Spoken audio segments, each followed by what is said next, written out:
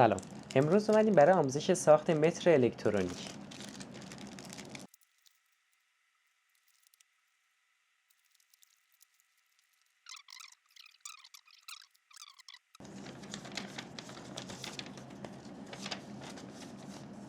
قسمت اول جزوه معرفی محصول هست که گفته شده 6 تا 9 ولت دستگاه کار میکنه که ما اینجا یه جاباتری کتابی داریم، قابلیت تنظیم فرمان در فاصله های مختلف و این فرمانایی که بدین تنظیمات ذخیره میشه. خب. یه توضیح درباره خود سنسور اولتراسونیک هست. قسمت دوم جزوه راهنمای ساخت هستش. داخل جزو قسمت اول که راهنمای مونتاژ، راهنمای تست دستگاه و یه سری دیگر مشخصات هست. برای راهنمای مونتاژ قسمت اول گفته شده مقاومت قهوه‌ای سیاه نارنجی 10 کیلو اوم تو قسمت R1.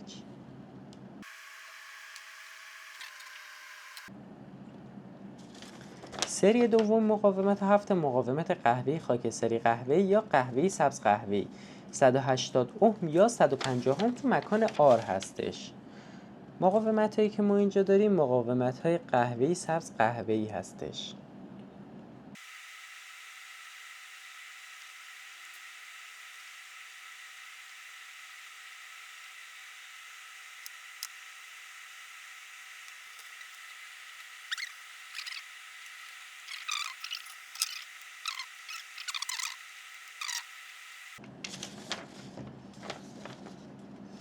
قسمت دوم جزو اومده درباره خازن‌های شیمیایی صحبت کرده. خب خازن‌های شیمیایی رو یه مرحله میذارم بعدتر. اول از همه من بعد از مقاومت ها دیود رو جایگذاری کنم. دیود 4007 یه خط سفید رنگ داره. این خط سفید رنگ رو سعی کنیم به سمت 7805 یا مطابق خط سفیدی که روی خود بورد هست جایگذاری کنیم.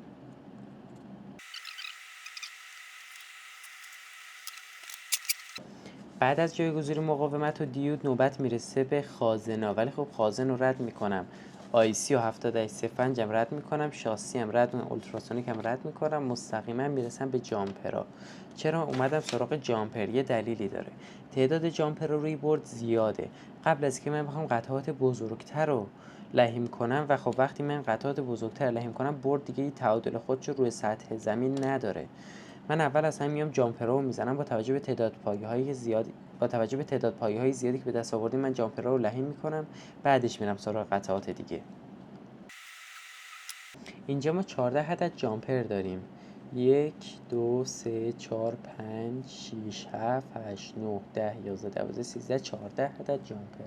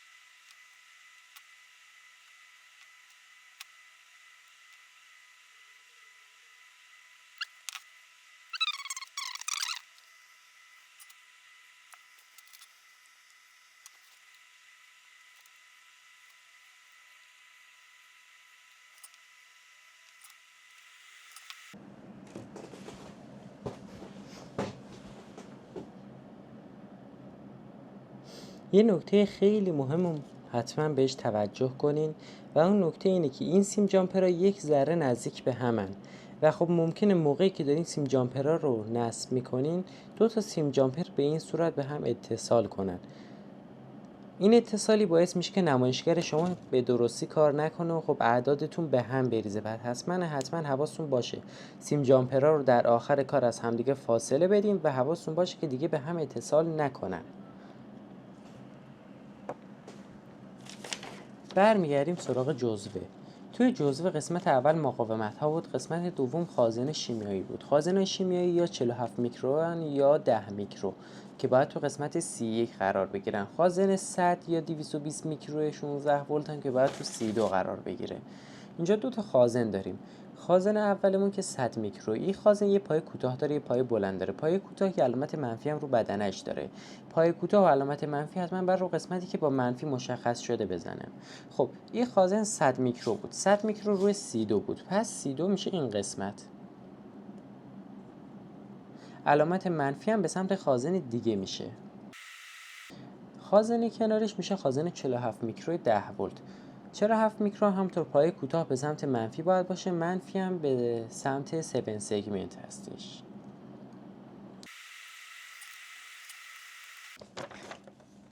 خازن رو که مونتاژ شد، دیودم رد کردیم، نوبت میرسه به آیسی ها.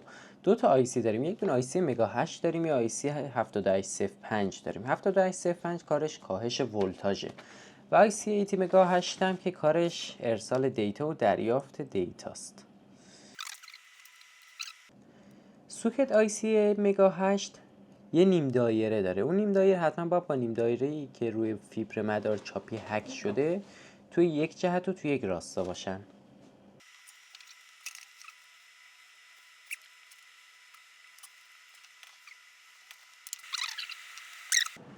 حتما بعد از اینکه سوکت آیسی رو لحیم کردین آیسی مگا 8 رو جا بزنین، وگرنه اگه خود آیسی رو قبل از لحیم کاری جا بزنین با حرارت ممکنه آسیب ببینه. 7805 یه هیتسینگ داره. هیتسینگ باید طبق این خط رو به بیرون فیبر مدار چاپی باشه.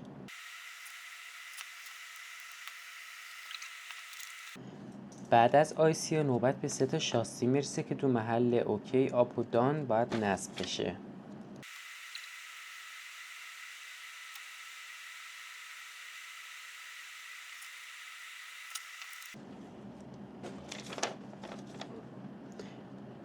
بعد از شاسی نوبت میرسه به سنسور اولتراسونیک یا سنسور SRF 04 یا SRF 05. اینجا توی عکس ما سنسور SRF 05 رو میبینیم ولی اینجا SRF 04 رو داریم. این دو سنسور هیچ فرقی با هم نداره، عملکردشون روی مدار یکیه. تنها تفاوتی که هست یکی 4 پایه است، یکی 5 پایه. خب اینجا ما جای 5 تا پایه داریم که هم بهش SRF 05 رو استفاده کرد، هم SRF 04. حالا نکته ای که هست، سوکت ما هم 4 پایه. نکته ای که داره اینجا ما 2 تا منفی داریم ولی مثبت یک دونه داریم. حتما به طور این رو لحیم کنین که 4 تا پایه یکیش سمت مثبت باشه.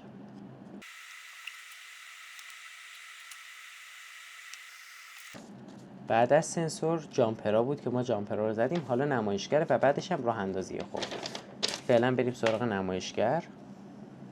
نمایشگر یه ذره پایه‌هاش کجه، بهتر تو مرحله اول پایه‌ها رو صاف کنیم بعد شروع کنیم به جای گذاری پایه‌ها.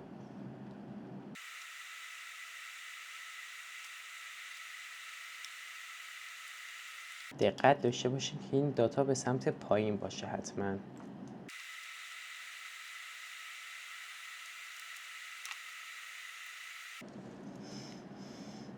بعد از اینکه این پایه ها رو جا زدین حتما 7 سگمنت رو تا ته به فیبر مدار چاپی بچسبونیم و بعد شروع کنیم به لحیم کاری.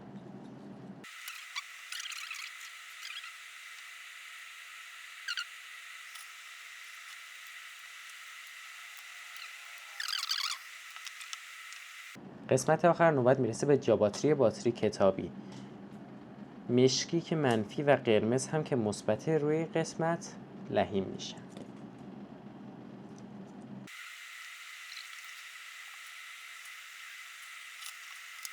یک دونه جاباتری کتابی داریم و من براش یه باتری کتابی تهیه کردم. خب بریم دستگاه رو تست کنیم.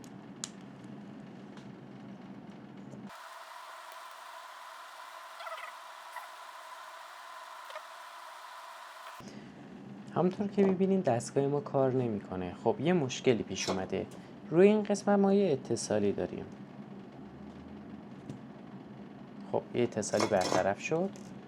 اتفاقی افتاد حالا با دستگاه ما داره به درستی کار میکنه. من یه ذره نور رو کمتر کنم. خب الان داریم میبینیم که دستگاه به درستی و به خوبی داره کار میکنه و فاصله رو به ما نشون میده.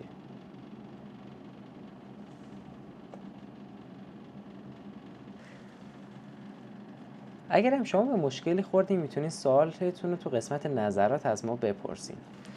تو این ویدیو ما کیت مصر الکترونیک رو مونتاژ کردیم و نحوه عملکردش رو با همدیگه دیدیم. خوشحال میشم نظرتون رو درباره این کیت برای ما کامنت کنید.